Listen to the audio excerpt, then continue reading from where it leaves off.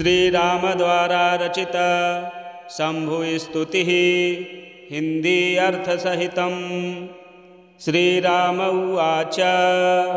नमामि शंभुं पुरुषं पुराणं नमामि सर्वज्ञमपारभावं नमामि रुद्रं प्रभुमक्षयं तं नमामि सर्वं शिरसा नमामि नमामि देवं परमव्ययं तं उमापतिं लोकगुरुं नमामि नमामि दारिद्र्यविदारणं तं नमामि रोगापहरं नमामि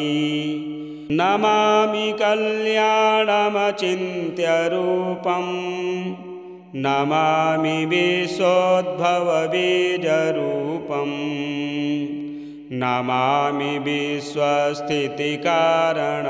तं नमामि संहारकरं नमामि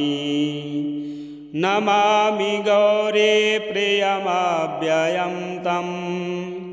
नमामि नित्यं चरमक्षरं तं नमामि चिद्रूपममेयभावं त्रिलोचनं तं शिरसा नमामि नमामि कारुण्यकरं भवस्या भयङ्करं वापि सदा नमामि नमामि दातारमभीप्सितानां नमामि सोमेशमुमेशमादौ नमामि वेदत्रयलोचनं तं नमामि मूर्तित्रयवर्जितं तं नमामि पुण्यं सदसद्व्यतीतं नमामि तं पापहरं नमामि नमामि विश्वस्य हिते रतं तं नमामि रूपाणि बहूनि धत्ते यो विश्वगोप्ता सदसत्प्रणेता नमामि तं विश्वपतिं नमामि यज्ञेश्वरं सम्प्रतिहव्यकव्यं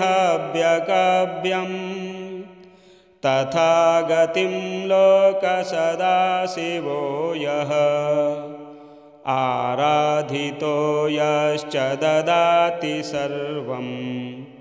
नमामि दानप्रियमीष्टदेवं नमामि सोमेश्वरं स्वतन्त्रम् उमापतिं तं विजयं नमामि नमामि विघ्नेश्वरनन्दिनाथं पुत्रं प्रियं तं शिरसा नमामि नमामि देवं भवदुःखशोक विनाशनं चन्द्रधरं नमामि नमामि गङ्गाधरमीशमीड्य उमाधवं देववरं नमामि नमाम्यजादीशपुरन्दरादि सुरासुरैरर्चितपादपद्मं नमामि देवी मुखवादनाना मीक्षार्थमक्षेत्रितयं य ऐक्षत् पञ्चामृतैर्गन्धसुधूपदीपैर्विचित्रपुष्पैर्विविधैश्च मन्त्रैः अन्नप्रकारैः सकलोपचारैः सम्पूजितं सोममहं नमामि अन्नप्रकारैः सकलोपचारैः सम्पूजितं सोममहं नमामि श्रीराम उवाच नमामि शम्भुं पुरुषं पुराणं नमामि सर्वज्ञमपारभावं नमामि रुद्रं प्रभुमक्षयं तं नमामि सर्वं शिरसा नमामि नमामि देवं परमव्ययं तम् उमापतिं लोकगुरुं नमामि नमामि दारिद्र्यविदारणं तं नमामि रोगापहरं नमामि नमामि कल्याणमचिन्त्यरूपं नमामि विश्वोद्भवबीजरूपं नमामि विश्वस्थितिकारणं तं नमामि संहारकरं नमामि नमामि गौरीप्रियमव्ययं तं नमामि नित्यं चरमक्षरं तं नमामि चिद्रूपममेयभावं त्रिलोचनं तं शिरसा नमामि नमामि कारुण्यकरं भवस्या भयङ्करं वापि सदा नमामि नमामि दातारमभीप्सितानां नमामि सोमेशमुमेशमादौ नमामि वेदत्रयलोचनं तं नमामि मूर्तित्रयवर्जितं तं नमामि पुण्यं सदसद्व्यतीतं नमामि तं पापहरं नमामि नमामि विश्वस्य हिते रतं तं नमामि रूपाणि बहूनि धत्ते यो विश्वगोप्ता सदसत्प्रणेता नमामि तं विश्वपतिं नमामि यज्ञेश्वरं सम्प्रतिहव्यकव्यं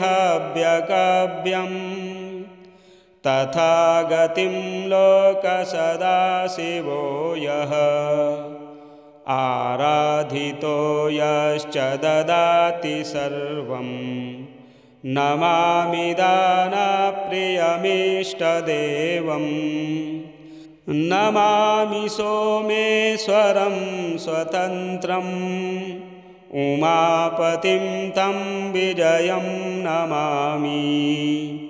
नमामि विघ्नेश्वरनन्दिनाथं पुत्रं प्रियं तं शिरसा नमामि नमामि देवं भवदुःखशोक विनाशनं चन्द्रधरं नमामि नमामि गङ्गाधरमीशमीड्य उमाधवं देववरं नमामि नमाम्यजादीशपुरन्दरादि सुरासुरैरर्चितपादपद्मं नमामि देवी मुखवादनाना मीक्षार्थमक्षेत्रितयं य ऐक्षत्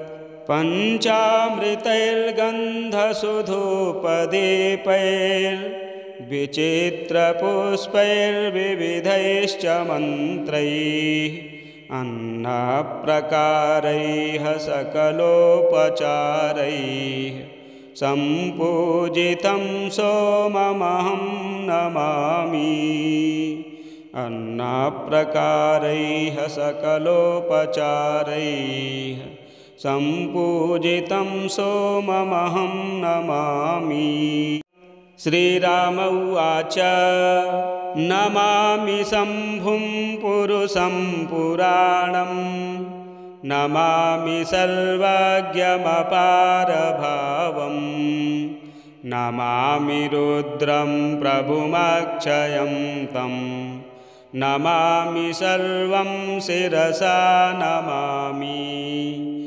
नमामि देवं परमव्ययं तम् उमापतिं लोकगुरुं नमामि नमामि दारिद्र्यविदारणं तं नमामि रोगापहरं नमामि नमामि कल्याणमचिन्त्यरूपं नमामि विश्वोद्भवबीजरूपं नमामि विश्वस्थितिकारणं तं नमामि संहारकरं नमामि नमामि गौरीप्रियमव्ययं तं नमामि नित्यं चरमक्षरं तं नमामि चिद्रूपममेयभावं त्रिलोचनं तं शिरसा नमामि नमामि कारुण्यकरं भवस्या भयङ्करं वापि सदा नमामि नमामि दातारमभीप्सितानां नमामि सोमेशमुमेशमादौ नमामि वेदत्रयलोचनं तं नमामि मूर्तित्रयवर्जितं तं नमामि पुण्यं सदसद्व्यतीतं नमामि तं पापहरं नमामि नमामि विश्वस्य हितेरतं तं नमामि रूपाणि बहूनि धत्ते यो विश्वगोप्ता सदसत्प्रणेता नमामि तं विश्वपतिं नमामि यज्ञेश्वरं सम्प्रतिहव्यकव्यं तथा गतिं लोकसदाशिवो यः आराधितो यश्च ददाति सर्वं नमामि दानप्रियमीष्टदेवं नमामि सोमेश्वरं स्वतन्त्रम् उमापतिं तं विजयं नमामि नमामि विघ्नेश्वरनन्दिनाथं पुत्रं प्रियं तं शिरसा नमामि नमामि देवं भवदुःखशोक विनाशनं चन्द्रधरं नमामि नमामि गङ्गाधरमीशमीड्य उमाधवं देववरं नमामि नमाम्यजादीशपुरन्दरादि सुरासुरैरर्चितपादपद्मं नमामि देवी मुखवादनाना मीक्षार्थमक्षेत्रितयं य ऐक्षत् पञ्चामृतैर्गन्धसुधूपदीपैर्विचित्रपुष्पैर्विविधैश्च मन्त्रैः अन्नप्रकारैः सकलोपचारैः सम्पूजितं सोममहं नमामि अन्नप्रकारैः सकलोपचारैः सम्पूजितं सोममहं नमामि श्रीराम उवाच नमामि शम्भुं पुरुषं पुराणं नमामि सर्वज्ञमपारभावं नमामि रुद्रं प्रभुमक्षयं तं नमामि सर्वं शिरसा नमामि नमामि देवं परमव्ययं तम् उमापतिं लोकगुरुं नमामि नमामि दारिद्र्यविदारणं तं नमामि रोगापहरं नमामि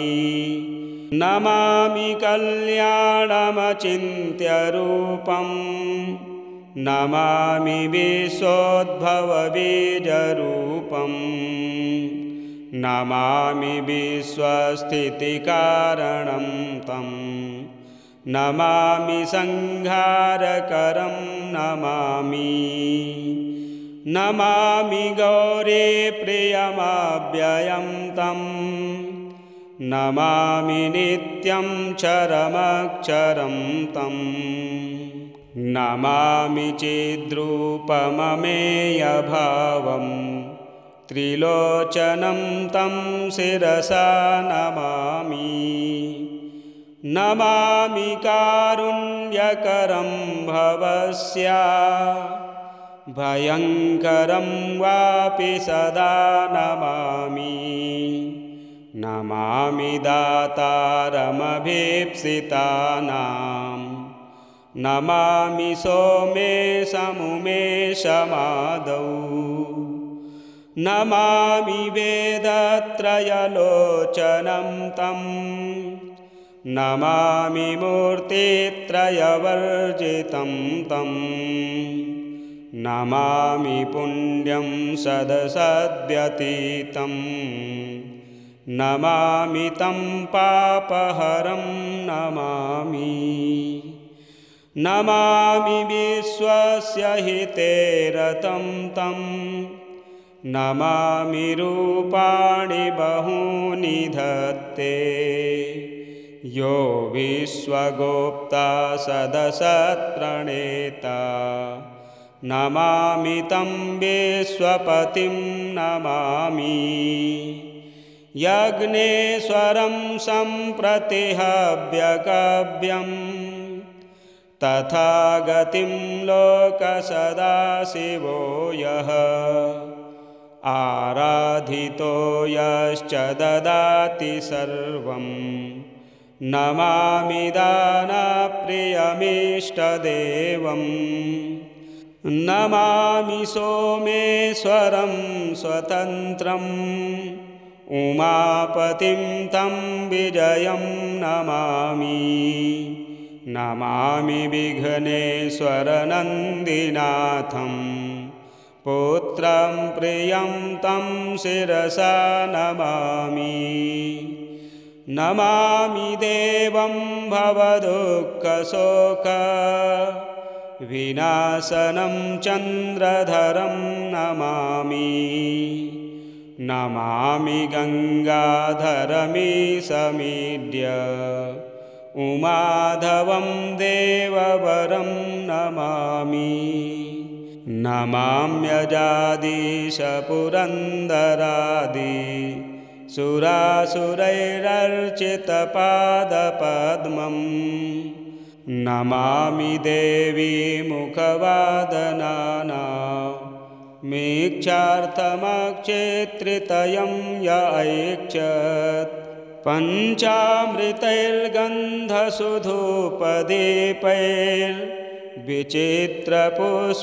पञ्चामृतैर्गन्धसुधूपदीपैर्विचित्रपुष्पैर्विविधैश्च मन्त्रैः अन्नप्रकारैः सकलोपचारैः सम्पूजितं सोममहं नमामि अन्नप्रकारैः सकलोपचारैः सम्पूजितं सोममहं नमामि श्रीराम उवाच नमामि शम्भुं पुरुषं पुराणं नमामि सर्वज्ञमपारभावं नमामि रुद्रं प्रभुमक्षयं तं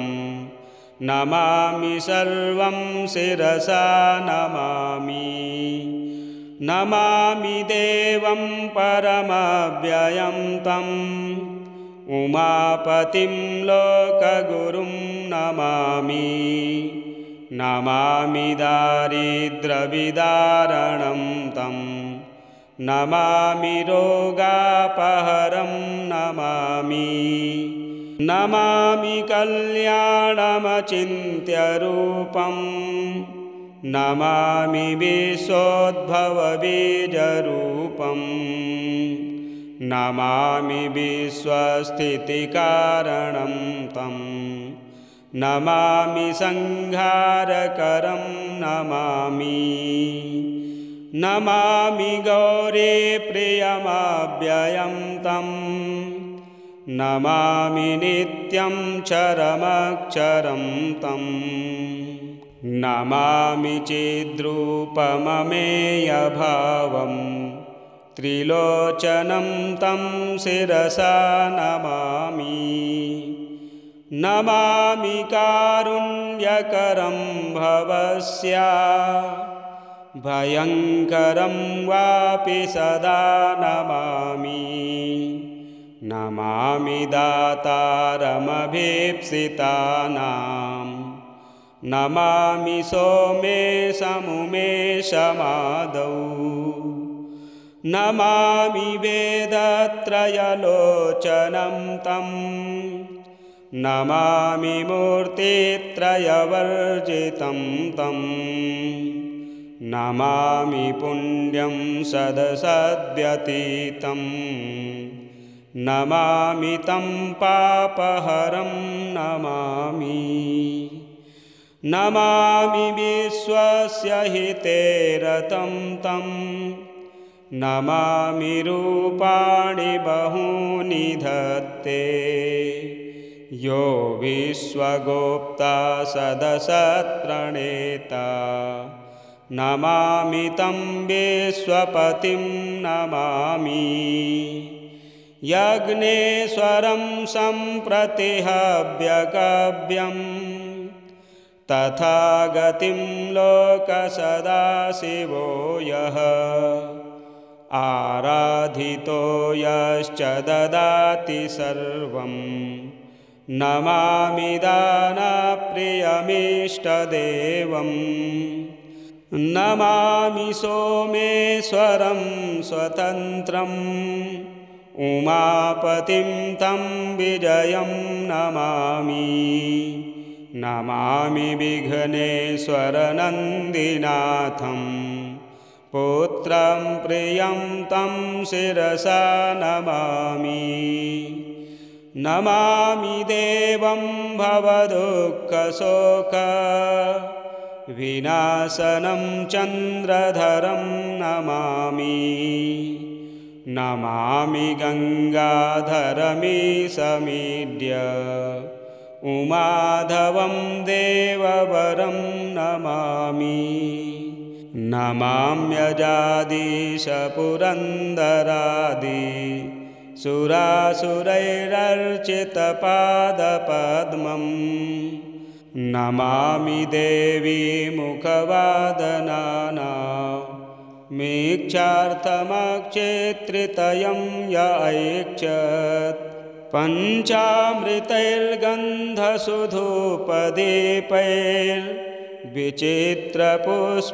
पञ्चामृतैर्गन्धसुधूपदीपैर्विचित्रपुष्पैर्विविधैश्च मन्त्रैः अन्नप्रकारैः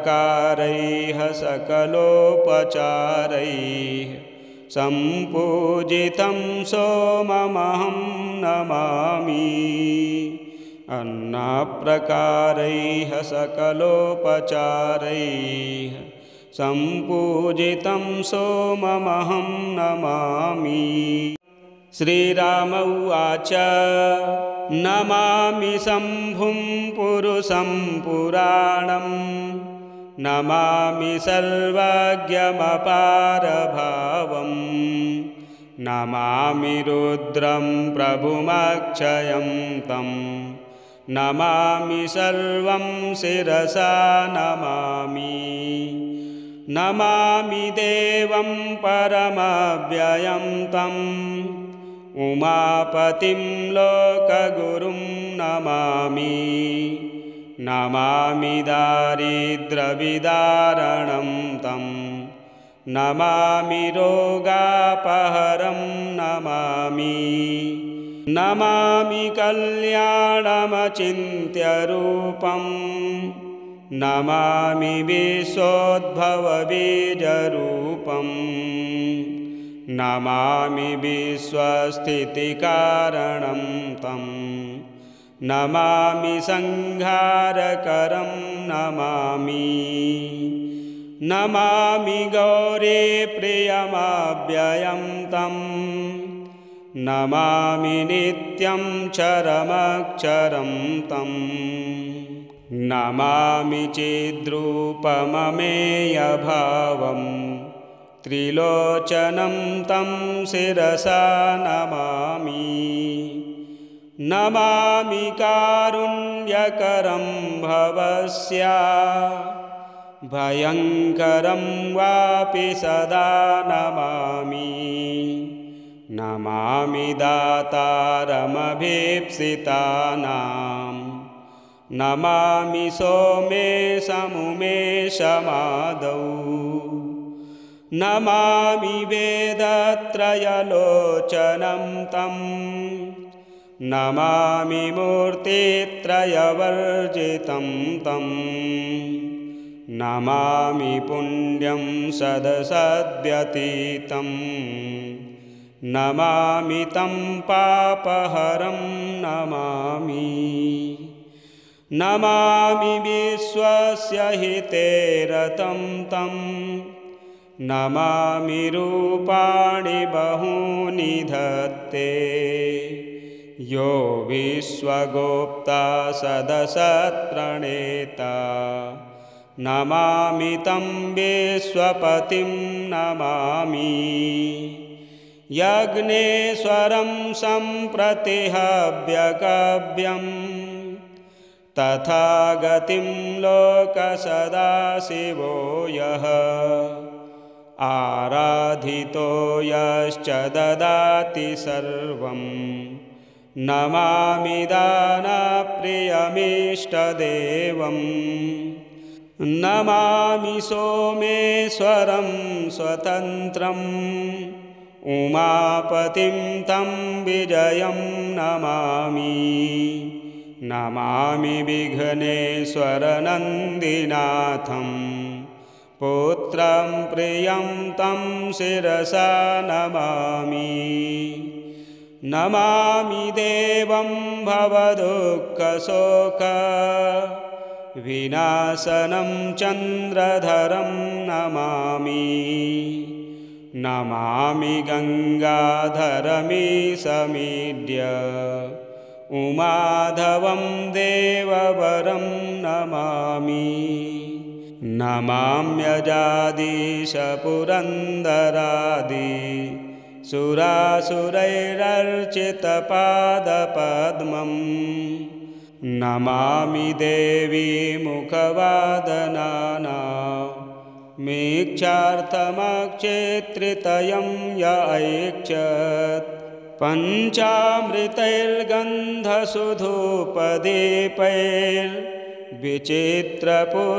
पञ्चामृतैर्गन्धसुधूपदीपैर्विचित्रपुष्पैर्विविधैश्च मन्त्रैः अन्नप्रकारैः सकलोपचारैः सम्पूजितं सोममहं नमामि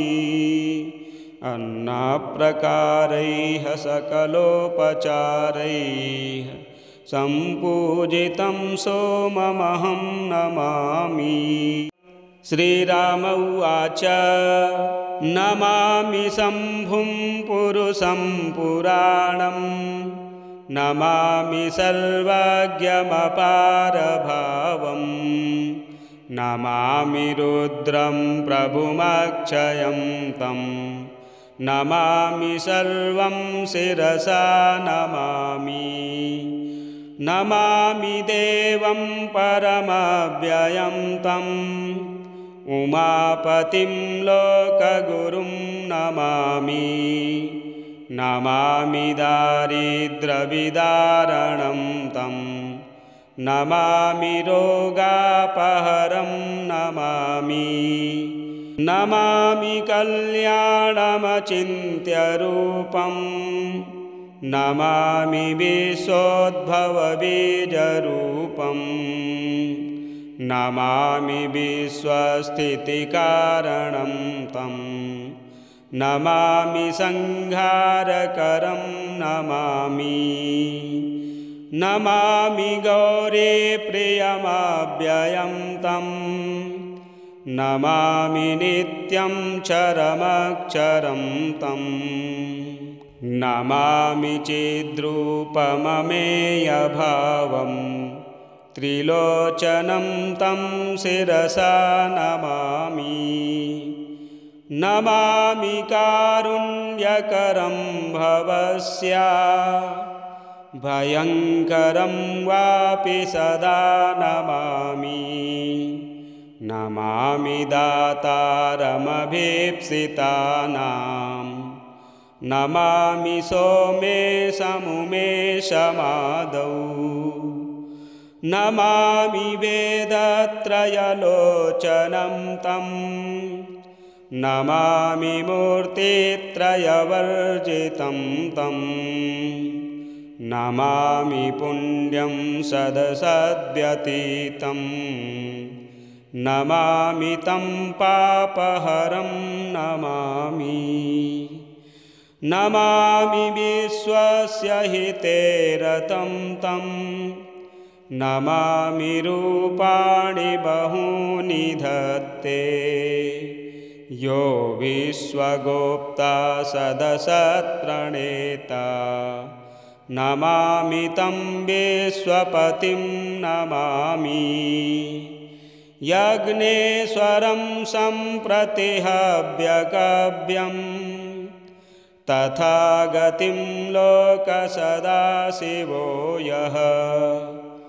आराधितो यश्च ददाति सर्वं नमामि दानप्रियमीष्टदेवं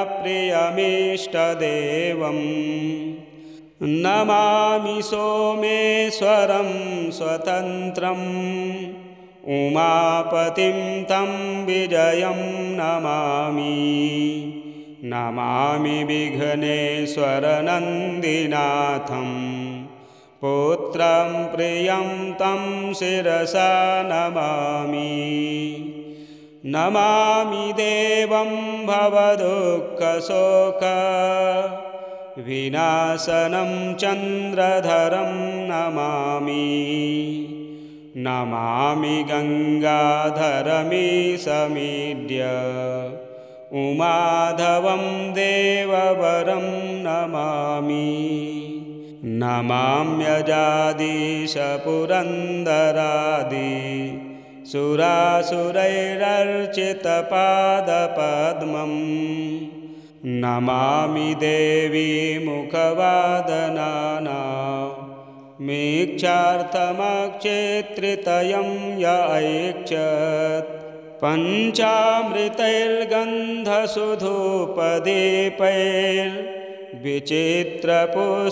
पञ्चामृतैर्गन्धसुधूपदीपैर्विचित्रपुष्पैर्विविधैश्च मन्त्रैः अन्नप्रकारैः सकलोपचारैः सम्पूजितं सोममहं नमामि अन्नप्रकारैः सकलोपचारैः सम्पूजितं सोममहं नमामि श्रीराम उवाच नमामि शम्भुं पुरुषं पुराणं नमामि सर्वज्ञमपारभावं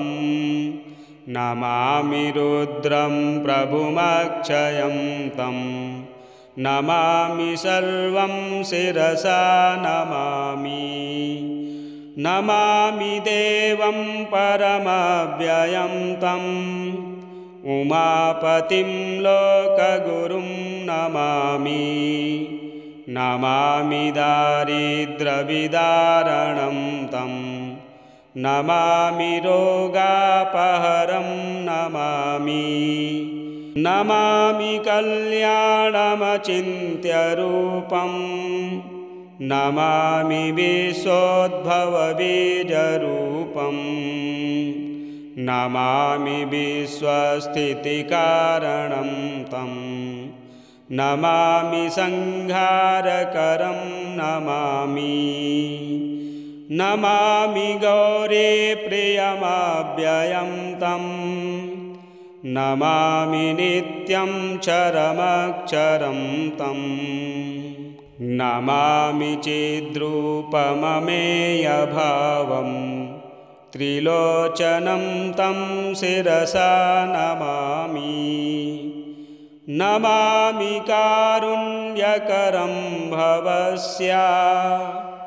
भयङ्करं वापि सदा नमामि नमामि दातारमभीप्सितानां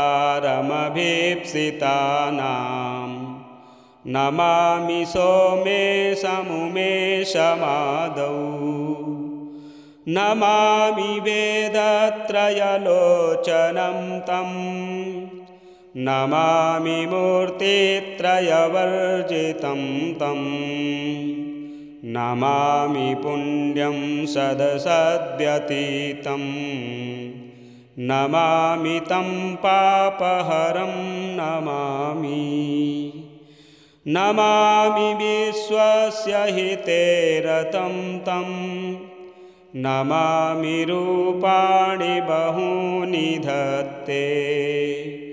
यो विश्वगोप्ता सदसत्प्रणेता नमामि तं विश्वपतिं नमामि यज्ञेश्वरं सम्प्रतिहव्यकव्यं तथा गतिं लोकसदाशिवो यः आराधितो यश्च ददाति सर्वं नमामि दानप्रियमीष्टदेवं नमामि सोमेश्वरं स्वतन्त्रम् उमापतिं तं विजयं नमामि नमामि विघ्नेश्वरनन्दिनाथं पुत्रं प्रियं तं शिरसा नमामि नमामि देवं भवदुःखशोक विनाशनं चन्द्रधरं नमामि नमामि गङ्गाधरमीशमीड्य उमाधवं देववरं नमामि नमाम्यजादीशपुरन्दरादि सुरासुरैरर्चितपादपद्मं नमामि देवी मुखवादनाना मीक्षार्थमक्षेत्रितयं य ऐक्षत्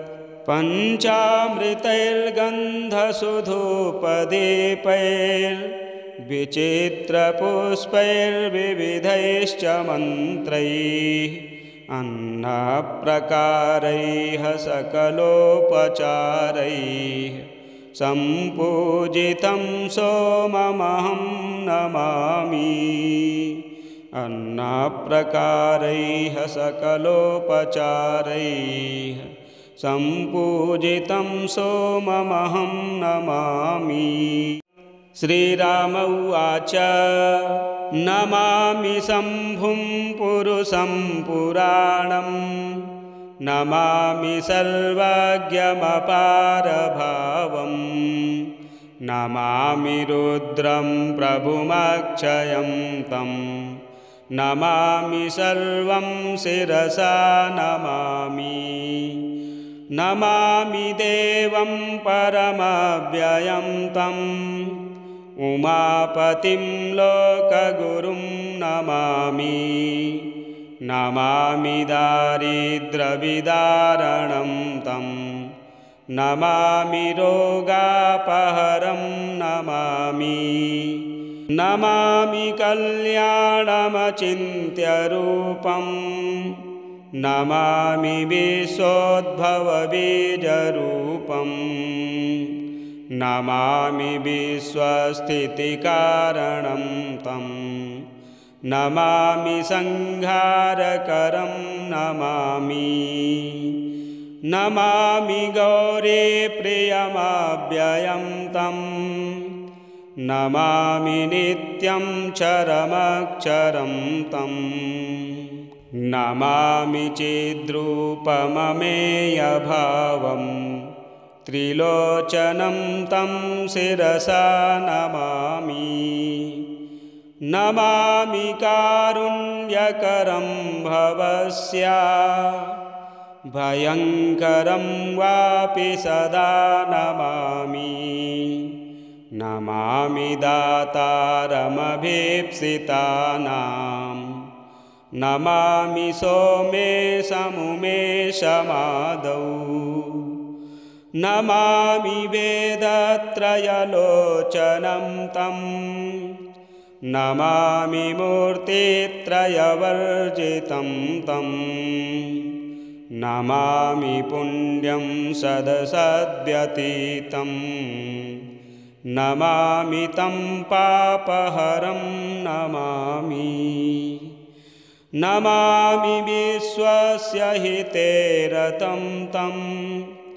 नमामि रूपाणि बहूनि धत्ते यो विश्वगोप्ता सदसत्प्रणेता नमामि तं विश्वपतिं नमामि यज्ञेश्वरं सम्प्रतिहव्यकव्यं तथा गतिं लोकसदाशिवो यः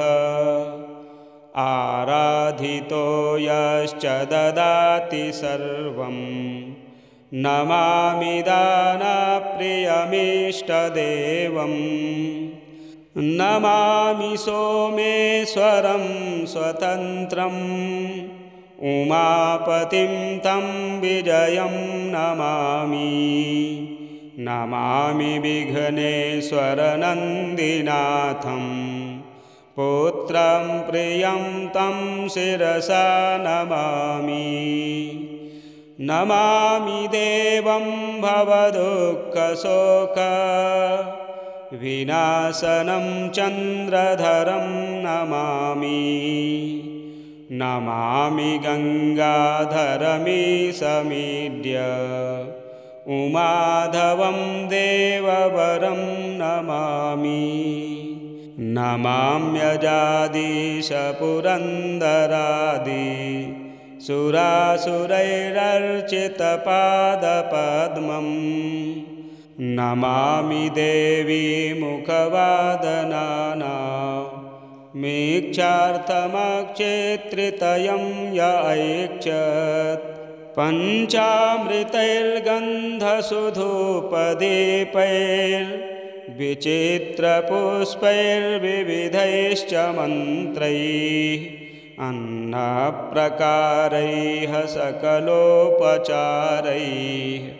सम्पूजितं सोममहं नमामि अन्नप्रकारैः सकलोपचारैः सम्पूजितं सोममहं नमामि श्रीराम उवाच नमामि शम्भुं पुरुषं पुराणं नमामि सर्वज्ञमपारभावं नमामि रुद्रं प्रभुमक्षयं तं नमामि सर्वं शिरसा नमामि नमामि देवं परमव्ययं तं उमापतिं लोकगुरुं नमामि नमामि दारिद्र्यविदारणं तं नमामि रोगापहरं नमामि नमामि कल्याणमचिन्त्यरूपं नमामि विश्वोद्भवबीजरूपं नमामि विश्वस्थितिकारणं तं नमामि संहारकरं नमामि नमामि गौरीप्रियमव्ययं तं नमामि नित्यं चरमक्षरं तं नमामि चिद्रूपममेयभावं त्रिलोचनं तं शिरसा नमामि नमामि कारुण्यकरं भवस्या भयङ्करं वापि सदा नमामि नमामि दातारमभीप्सितानां नमामि सोमेशमुमेशमादौ नमामि वेदत्रयलोचनं तं नमामि मूर्तित्रयवर्जितं तं नमामि पुण्यं सदसद्व्यतीतं नमामि तं पापहरं नमामि नमामि विश्वस्य हिते रतं तं नमामि रूपाणि बहूनि धत्ते यो विश्वगोप्ता सदसत्प्रणेता नमामि तं विश्वपतिं नमामि यज्ञेश्वरं सम्प्रतिहव्यकव्यं तथा गतिं लोकसदाशिवो यः आराधितो यश्च ददाति सर्वं नमामि दानप्रियमीष्टदेवं नमामि सोमेश्वरं स्वतन्त्रम् उमापतिं तं विजयं नमामि नमामि विघ्नेश्वरनन्दिनाथं पुत्रं प्रियं तं शिरसा नमामि नमामि देवं भवदुःखशोकविनाशनं चन्द्रधरं नमामि नमामि गङ्गाधरमीशमीड्य उमाधवं देववरं नमामि नमाम्यजादीशपुरन्दरादि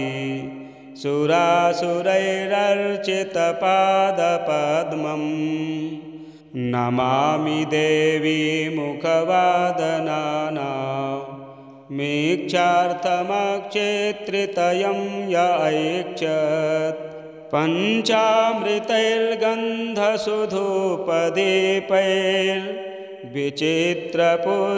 पञ्चामृतैर्गन्धसुधूपदीपैर्विचित्रपुष्पैर्विविधैश्च मन्त्रैः अन्नप्रकारैः सकलोपचारैः सम्पूजितं सोममहं नमामि अन्नप्रकारैः सकलोपचारैः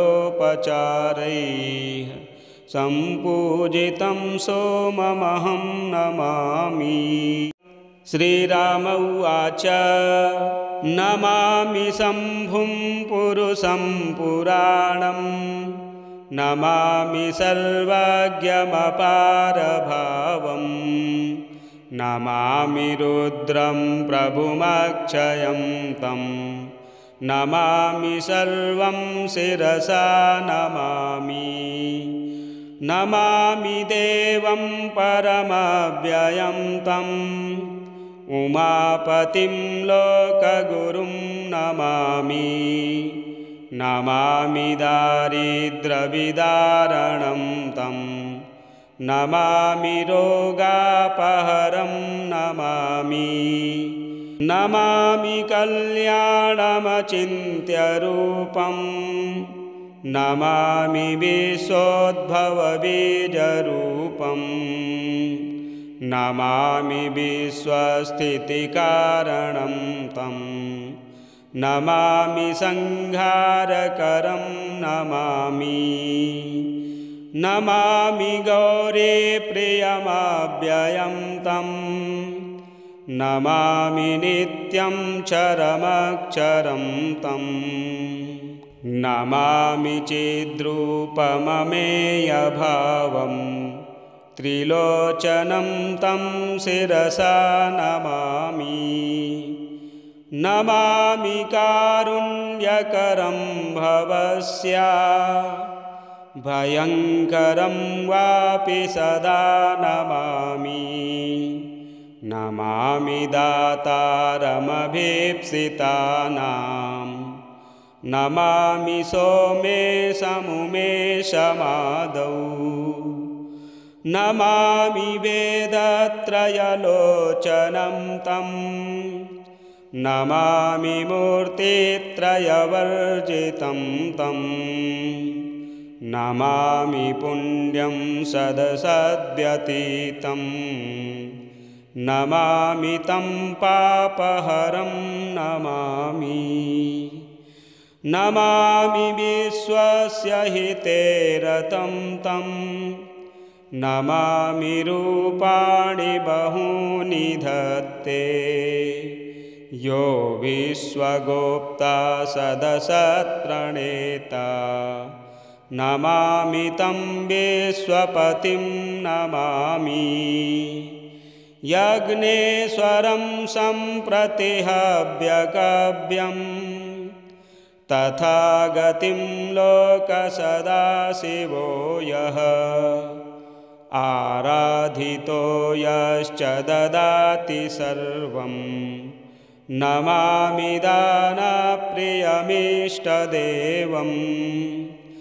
नमामि सोमेश्वरं स्वतन्त्रम् उमापतिं तं विजयं नमामि नमामि विघ्नेश्वरनन्दिनाथं पुत्रं प्रियं तं शिरसा नमामि नमामि देवं भवदुःखशोक विनाशनं चन्द्रधरं नमामि नमामि गङ्गाधरमीशमीड्य उमाधवं देववरं नमामि नमाम्यजादीशपुरन्दरादि सुरासुरैरर्चितपादपद्मं नमामि देवी मुखवादनाना मीक्षार्थमक्षेत्रितयं य ऐक्षत् पञ्चामृतैर्गन्धसुधूपदीपैर्विचित्रपुष्पैर्विविधैश्च मन्त्रैः अन्नप्रकारैः सकलोपचारैः सम्पूजितं सोममहं नमामि